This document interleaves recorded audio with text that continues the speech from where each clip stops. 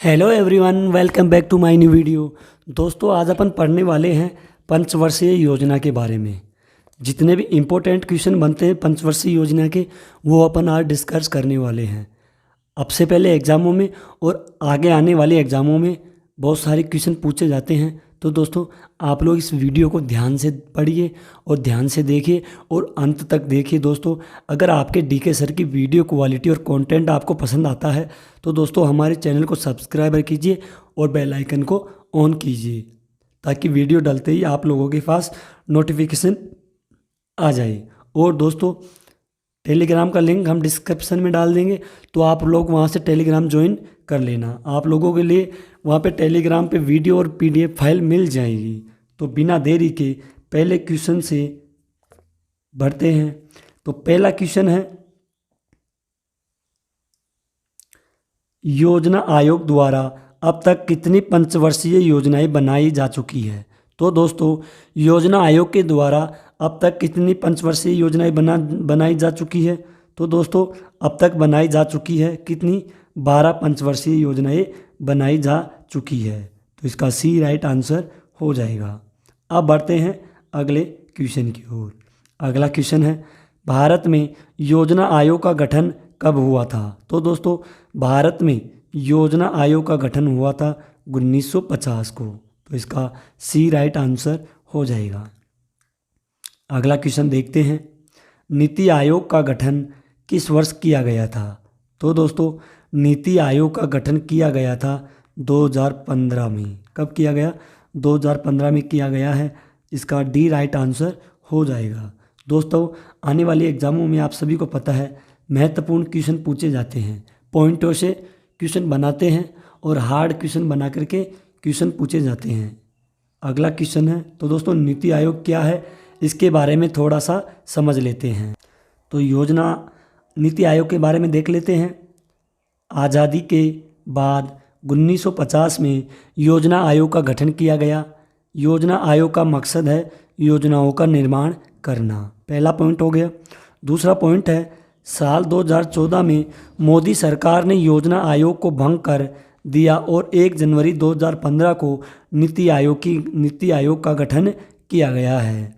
अगला पॉइंट है, योजना आयोग की तरह नीति आयोग भी भारत सरकार के केंद्रीय मंत्रिमंडल द्वारा बनाया गया है। तो दोस्तों, ये था नीति आयोग के बारे में। अब बढ़ते हैं अगले क्वेश्चन की ओर।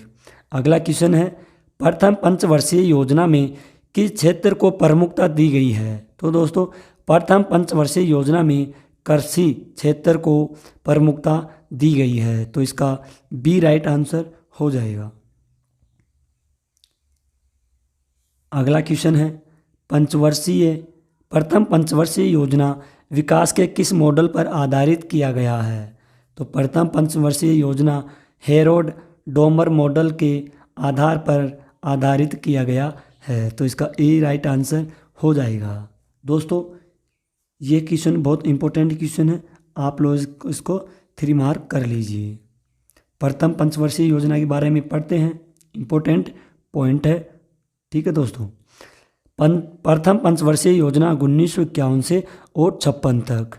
तो दोस्तों, इसमें देखते हैं, पहला पॉइंट है, यह योजना हेरोड डोमर मॉडल पर आधारित थी। ठीक है, इस योजना में कृषि को उच्च प्राथमिकता दी गई।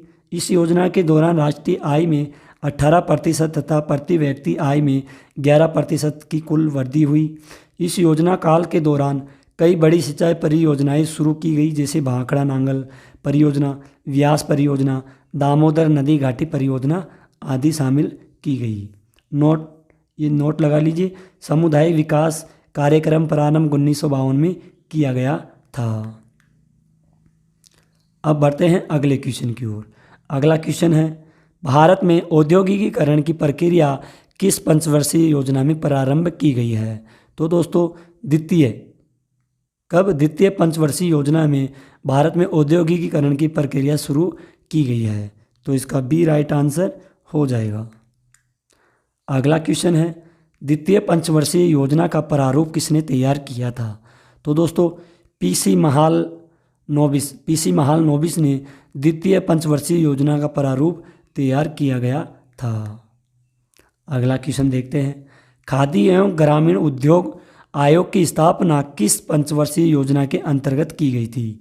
तो दोस्तों खादी एवं ग्रामीण उद्योग आयोग की स्थापना दूसरी पंचवर्षीय योजना के अंतर्गत शुरू की गई थी। अगला क्वेश्चन है, उद्योगों के विकास तथा औद्योगिकीकरण की रणनीति किस योजना को अंग थी? तो द्वितीय पंचवर्षीय योजना को अंग की गई थी। अगला क्वेश्चन है, दूसरी योजना ने किस प्राथमिकता दी गई है? तो दूसरी योजना ने किसको प्राथमिकता दी गई है? भारी उद्योग को प्राथमिकता दी गई है। तो इसका सी राइट आंसर हो जाएगा। अगला क्वेश्चन है, किस पंचवर्षीय योजना के दौरान देश में 3 लौह इस्पात संयंत्र स्थापित किए गए थे? तो द्वितीय पंचवर्षीय योजना में 3 लौह इस्पात संयंत्र स्थापित किया गया था। अगला क्वेश्चन है, द्वितीय पंचवर्षीय योजना का मुख्य उद्देश्य क्या था? तो मुख्य उद्देश्य था अर्थव्यवस्था को स्वतः विकास की गति प्रदान करने हेतु एक प्रबल प्रयास करना। अगला क्वेश्चन देखते हैं। अगला क्वेश्चन है, भारत सहायता क्लब की स्थापना किस पंचवर्षीय योजना अवधि के दौरान की गई थी? तो द्वितीय पंचवर्षीय योजना के दौरान की गई थी। अगले क्वेश्चन की ओर बढ़ते हैं, नेहरू महालनोबिस विकास की युक्ति निम्नलिखित में से किस एक पंचवर्षीय योजना द्वारा पहली बार कार्यान्वित की गई थी? तो दोस्तों यह दूसरी पंचवर्षीय योजना के तहत कार्यान्वित की गई थी। अगले क्वेश्चन की ओर बढ़ते हैं, इसका इम्पोर्टेंट पॉइंट है, पहले वो देख लेते हैं। यह योजना पीसी महालनोबिस मॉडल पर आधारित थी। इसका उद्देश्य समाजवादी समाज की स्थापना करना था। अगला पॉइंट, इसमें भारी उद्योग एवं खनिजों को उच्च प्राथमिकता दी गई। द्वितीय प्राथमिकता यातायात संचार को दी गई, जिस पर 28% राशि व्यय किया गया है। अगला है, अनेक महत्वपूर्ण उद्योग हैं जैसे दुर्गापुर, भिलाई, राउरकेला के इस्पात कारखाने इसी योजना के दौरान स्थापित किए गए थे। अगला क्वेश्चन है, पंचवर्षीय योजना के इतिहास में भारत की सर्वाधिक असफल योजना कैसे माना जाता है? तो दोस्तों सर्वाधिक असफल योजना द्वितीय पंचवर्षीय योजना को माना जाता है। तो इसका बी राइट आंसर हो जाएगा। अगला क्वेश्चन है, तृतीय पंचवर्षीय योजना का मुख्य उद्देश्य क्या था? कृषि था।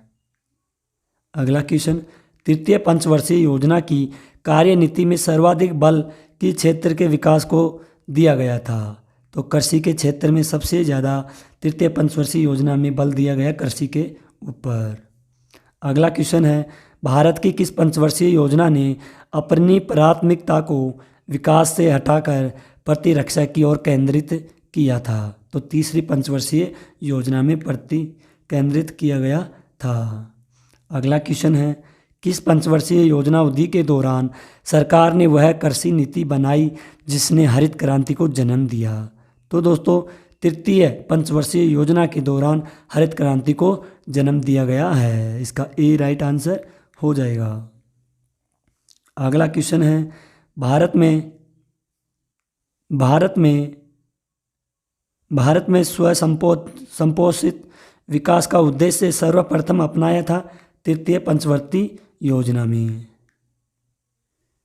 अगला क्वेश्चन है, कौन सी योजना अनावृष्टि और 2 युद्धों के कारण प्रभावित हुई है? तीसरी पंचवर्षीय योजना अनावृष्टि और युद्धों के कारण प्रभावित हुई है। इसका इम्पोर्टेंट पॉइंट है तृतीय पंचवर्षीय योजना का, जो 1961 से 66 तक चली थी। इस योजना का उद्देश्य अर्थव्यवस्था को आत्मनिर्भर बनाना था तथा स्वस्फूर्त अवस्था में पहुंचाना था। इस योजना में कृषि एवं उद्योग दोनों को प्राथमिकता दी गई है। इस योजना के अंतर्गत 1964 में पूर्व सोवियत संघ के सहयोग से बोकारो, झारखंड में Bokaro iron and steel industries की स्थापना की गई है। अगला पॉइंट है, इस योजना की असफलता का मुख्य कारण है भारत चीन युद्ध, भारत पाक युद्ध तथा अभूतपूर्व सूखा था। इस दौरान सरकार द्वारा बनाई गई कृषि नीति ने हरित क्रांति को जन्म दिया था। अगला क्वेश्चन है, भारत में योजना विकास प्लान हॉलीडे था। तो दोस्तों 1966 के सूखे के पश्चात। अगला क्वेश्चन है, भारत में योजना अवकाश की अवधि थी। तो भारत में योजना अवकाश की अवधि कब थी? 1966 से 69 तक। इसका इम्पोर्टेंट पॉइंट है दोस्तों, 66 से 69 तक है। इस अवधि में 3 वार्षिक योजनाएं तैयार की गई है। इस अवकाश अवधि में कृषि और उद्योग क्षेत्रों को समान प्राथमिकता दी गई है। योजना अवकाश का प्रमुख कारण भारत पाक संघर्ष तथा सूखा के कारण संसाधनों की कमी, मूल्य स्तर में वृद्धि रही। इस दौरान 3.8% की वार्षिक दर पर प्राप्त हो सकी है। भारत में योजना अवधि में 3 बार योजना अवकाश आया है। अगला क्वेश्चन है, किस एक पंचवर्षीय योजना की उच्च प्राथमिकता मुद्रास्फीति को नियंत्रित करने और आर्थिक स्थिति में स्थिरता लाने की थी? तो चौथी योजना में किया गया था 1969 से 74 तक। अगला क्वेश्चन है, चतुर्थ पंचवर्षीय योजना को असफल रहने का कारण क्या था? बांग्लादेशी शरणार्थियों को आना, खराब मानसून और बिगड़ती कीमती स्थिति के कारण। अगला क्वेश्चन है, चौथी पंचवर्षीय योजना 1969 से 74 तक को कहा जाता है गाडगिल योजना। चौथी पंचवर्षीय योजना को गाडगिल योजना के नाम से भी जाना जाता है। किस पंचवर्षीय योजना में भारत की कृषि वृद्धि दर सर्वाधिक रही है? तो चौथी पंचवर्षीय योजना में। अगला क्वेश्चन, अगला इंपॉर्टेंट पॉइंट है इसका, पंचवर्षीय योजना DR गाडगिल मॉडल पर आधारित है। इस योजना के मुख्य उद्देश्य स्थायित्व के विकास तथा आर्थिक आत्मनिर्भरता की प्राप्ति थी। इस योजना में भारत की कृषि वृद्धि दर सर्वाधिक रही है। इस योजना की उच्च प्राथमिकता मुद्रास्फीति को नियंत्रित करने और आर्थिक स्थिति को स्थिरता लाने की थी। परिवार नियोजन कार्यक्रम इस योजना में लागू किया गया था। अगला पॉइंट है, श्वेत क्रांति ऑपरेशन वर्ल्ड इसी योजना काल में प्रारंभ की गई थी। अगला क्वेश्चन है, पांचवी पंचवर्षीय योजना का अभिगम पत्र किसने तैयार किया था? तो दोस्तों डीपी धर ने पंचवर्षीय योजना का अभिगम पत्र तैयार किया गया था। अगला क्वेश्चन है, गरीबी हटाओ का नारा कौन सी परियोजना में शामिल किया गया था?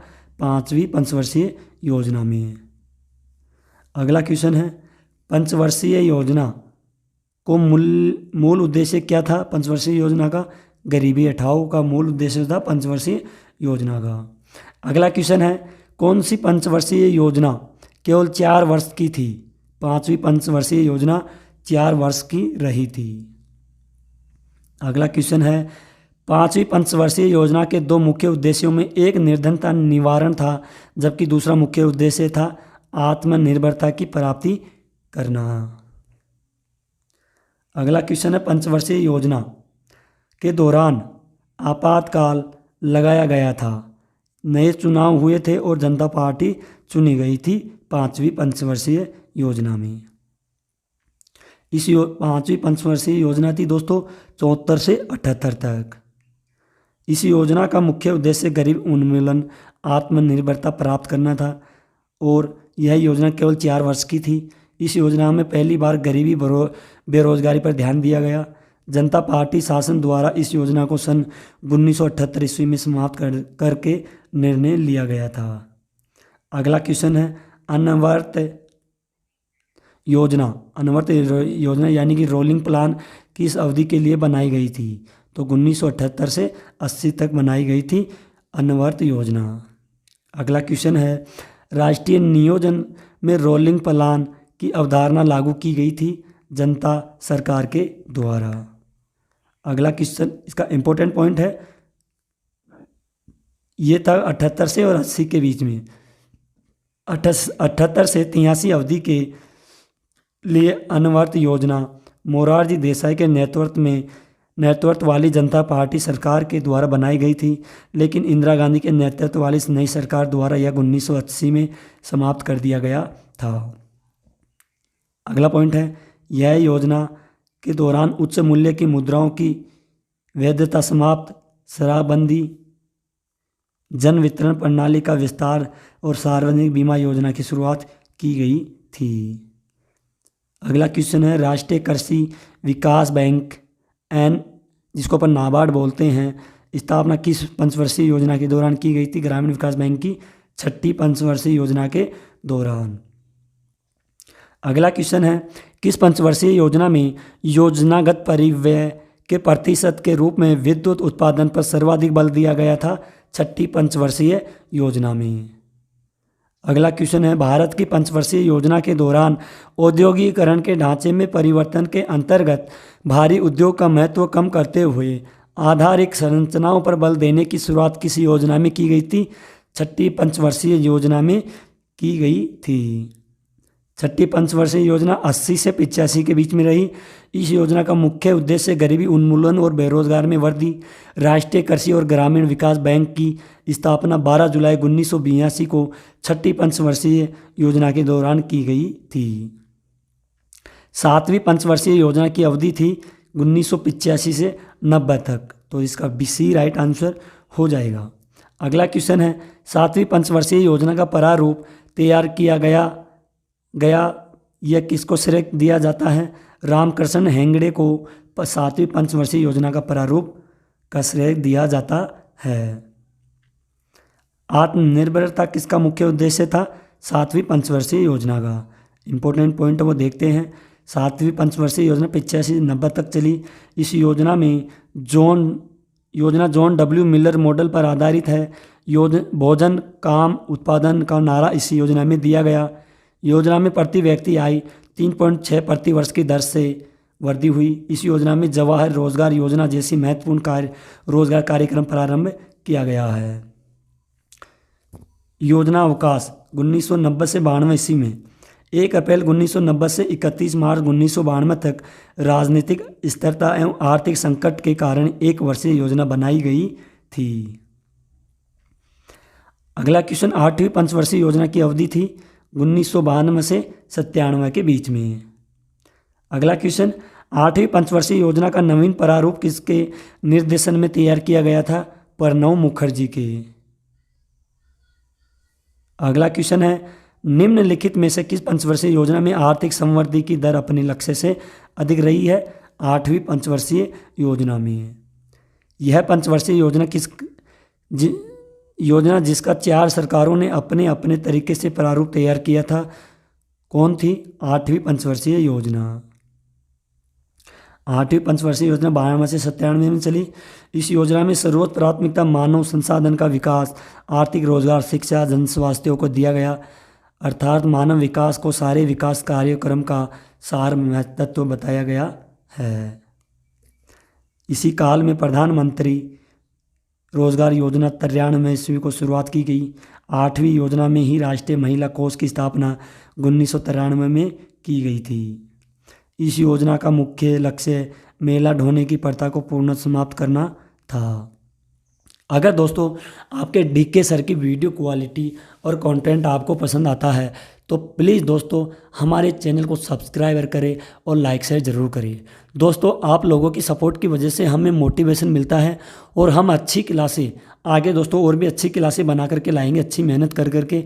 बस आप लोग हमारे चैनल को सपोर्ट कीजिए और वीडियो को अंत तक ज़रूर देखें। दोस्तों हम टेलीग्राम का लिंक डिस्क्रिप्शन में डाल देंगे, आप टेलीग्राम भी ज्वाइन ज़रूर कर लेंगे।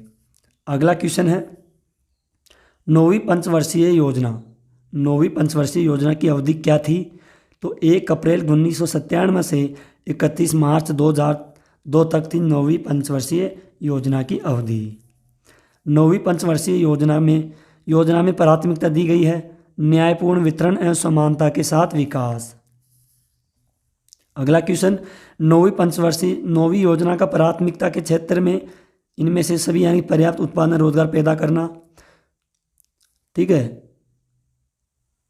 और है मूल्यों में स्थायित्व रखते हुए आर्थिक विकास की गति को तीव्र करना, न्यायपूर्ण वितरण एवं समानता के साथ विकास करना।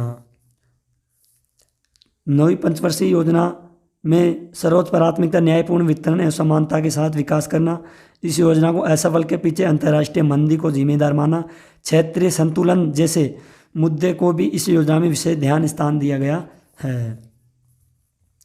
अगली योजना है 10वीं पंचवर्षीय योजना की अवधि है 2002 से 7 तक यह योजना चली है। योजना काल में सर्वाधिक संवर्धित दर किस योजना में प्राप्त की गई थी? 10वीं पंचवर्षीय योजना में। 2002 से 7 तक चली 10वीं पंचवर्षीय योजना का उद्देश्य है गरीबी और बेरोजगारी समाप्त करना तथा 10 वर्षों में प्रति व्यक्ति आय दोगुनी प्रस्तावित किया गया है। अगला क्वेश्चन है 11वीं पंचवर्षीय योजना की अवधि निम्न में से कौन सा सही है? तो दोस्तों 11वीं पंचवर्षीय योजना थी 1/4/2007 से 31/3/2012 तक। कौन सी पंचवर्षीय योजना? 11वीं। अगला क्वेश्चन है 11वीं पंचवर्षीय योजना का उद्देश्य है तीव्रतम एवं समावेशी विकास करना। अगला क्वेश्चन निम्नलिखित में से योजनाओं में भारत में उच्चतम वृद्धि दर किस योजना में रही है? 11वीं योजना में उच्चतम दर रही है। इस पंचवर्षीय योजना का उद्देश्य लक्ष्य तीव्रता समावेशी विकास था। 11वीं योजना सकल घरेलू उत्पाद का औसत वृद्धि दर 8.3% रही। इस प्रकार सर्वाधिक वृद्धि दर 11वीं योजना में रही। उच्च वृद्धि दर की दृष्टि से इसके बाद 10वीं योजना बनी रही।